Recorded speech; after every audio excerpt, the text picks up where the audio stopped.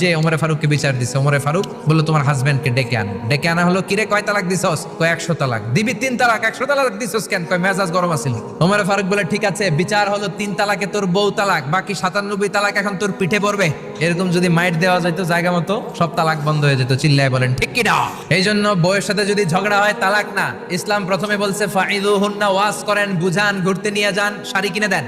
এতেও যদি লাভ না হয়, ওয়াহজুরুহুন্না ফিল মাদাজি, বিছানা আলাদা করেন। বউ থাকবে এক ঘরে, আপনি থাকবেন আরেক ঘরে। হয়তো এই বিচ্ছেদের কারণে ভুল বোঝাবুঝি ভেঙে যাবে, স্ত্রী ফিরে আসবে, ঠিক কিনা? এতেও কাজ হয় না। তারপরে আল্লাহ বললেন ওয়াদ্রিবুহুন্না, এবার একটু শাসন করেন। ঘুরতে নিলেন, কাজ হয় না। শাড়ি কিনা দিলেন, কাজ হয় না। রোম আলাদা করলেন, এরপরও কাজ হয় না। এরপর ওয়াদ্রিবুহুন্না, শাসন করেন। অনেকে এটার অর্থ করে বউরে পিটাও না, পিটানো না। বিশ্বনবী কোনোদিন বউয়ের গায়ে হাত দেয় নাই, ঠিক কিনা?